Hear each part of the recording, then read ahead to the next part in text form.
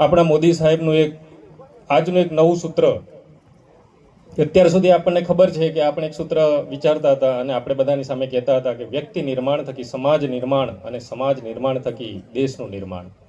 પરંતુ આજે એમણે એક યુવા નિર્માણ, યુવાનોનું નિર્માણ. હવે આ નિર્માણ શબ્દ પણ સમજવો જરૂરી છે. આપણે કોઈ પણ ઇમારતનું નિર્માણ કરીએ એટલે ખાલી ઇન્ફ્રાસ્ટ્રક્ચર તૈયાર થઈ જાય, ખોખું તૈયાર થઈ જાય એટલે ઇમારત નથી કહેવાતી, પરંતુ એને સરસ મજાનું શણગારીએ, જુદી જુદી વ્યવસ્થા અંદર કરીએ અને એને રહેવા લાયક બનાવીએ ત્યારે આપણને થાય કે ઇમારત પૂર્ણ થઈ. તેવી જ રીતે આપણા યુવાનો એ ખેલની સાથે સાથે ભણતર અને ભણતરની સાથે સાથે ખેલ અને તેમાં પણ પોતાની નામના કરી અને જિલ્લાની નામના કરે અને દેશની નામના કરે, રાજ્યની સાથે સાથે દેશની પણ નામના કરે તેવા ખેલાડીઓનું નિર્માણ આપણે કરીએ તો એને આપણે કહીશું કે આપણા યુવાનોનું નિર્માણ. કારણ કે આપણો ભારત દેશ યુવાનોનો દેશ છે અને તમારા બધાના જે હિંમત છે અને તમારા બધાની એકતા થકી આપણા દેશના વડાપ્રધાનશ્રીએ વિકસિત ભારત 2047નું સ્વપ્ન જોયું છે અને આપણને બધાને બતાવ્યું છે અને આપણે બધાએ પૂરું કરવાનું છે. પરંતુ આ 2047નું વિકસિત ભારત એ ફક્ત આર્થિક રીતે નહીં, પરંતુ આર્થિકની સાથે સાથે સામાજિક, શૈક્ષણિક, સાંસ્કૃતિક અને સાથે સાથે ખેલ મહોત્સવની અંદર પણ, એટલે કે આ ખેલની અંદર પણ આપણે વિકસિત બનીએ અને 2047 સુધીમાં ભારત દેશ એ ખેલના આયામમાં પણ સર્વશ્રેષ્ઠ બને તેવી આપણા વડાપ્રધાન શ્રી નરેન્દ્ર મોદી સાહેબની લાગણી છે અને હોવું પણ જોઈએ. આ 2047 સુધીનું આપણું ટાર્ગેટ છે, પરંતુ એ પહેલાં 2030ની અંદર જ્યારે કોમનવેલ્થ ગેમ્સ આપણે અમદાવાદને આંગણે રમાવાની છે અને 2036માં જ્યારે આપણે ઓલિમ્પિક રમાડવાની ગણતરી રાખીએ છીએ ત્યારે આપણામાંથી મેક્સિમમ ખેલાડીઓ આ કોમનવેલ્થ ગેમની અંદર પણ પાર્ટિસિપેટ કરે અને તેમાં પણ સક્સેસ જાય અને 2036ના ઓલિમ્પિકની તૈયારી અત્યારથી કરે એવી ગણતરી સાથે આ સાંસદ ખેલનું આયોજન કરવામાં આવ્યું છે.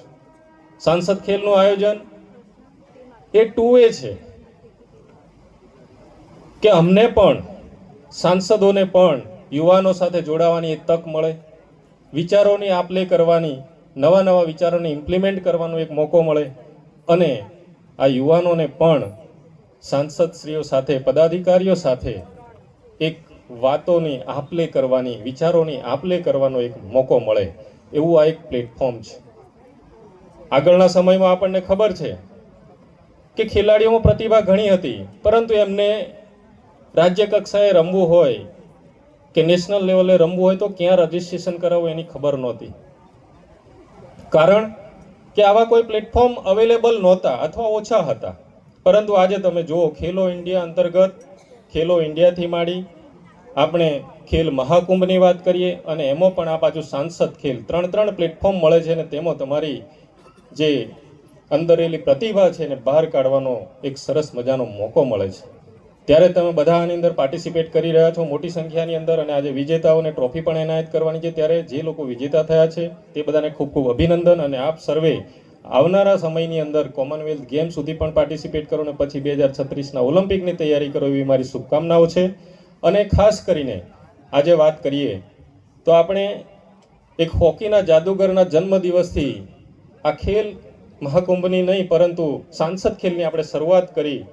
તે દિવસે આ જ જગ્યા પર આપણે શરૂઆત કરી હતી અને આજે સુશાસન દિવસ એટલે આપણા અટલ બિહારી વાજપેયીજીનો જન્મદિવસ. આજના જ દિવસે 1924માં વાજપેયીજીનો જન્મ થયો. તેમણે 3 વખત વડાપ્રધાન રહ્યા ભારત દેશના. પહેલી વખત 13 દિવસ, બીજી વખત 13 મહિના અને ત્રીજી વખતે પૂરેપૂરા 5 વર્ષ સુધી આ દેશની અંદર સુશાસન કર્યું. તેઓ અજાત શત્રુ કહેવાયા, તેમનો કોઈ શત્રુ નહોતો, પરંતુ ભારતને વૈશ્વિક ફલક પર એક અણુ મહાસત્તા, અણુ શક્તિ સંપન્ન દેશ બનાવવાનું જે શ્રેય જેમના માથે જાય છે, જેમના હાથે જાય છે, જેમના થકી આપણે દેશ એક અણુશક્તિ બન્યું એવા શ્રી અટલ બિહારી વાજપેયીજીને આજે તેમનો જન્મદિવસ છે. ત્યારે એમને ખૂબ ખૂબ શ્રદ્ધા અને સુમન અને તેમના થકી તેમના જીવનના જે મૂલ્યો છે એ મૂલ્યોને બધા પદાધિકારીઓની સાથે સાથે દેશનો દરેક નાગરિક પણ પોતાના જીવનમાં ઉતારે તેવી શુભેચ્છા સાથે વિરમું છું. જય હિન્દ, ભારત માતા કી જય.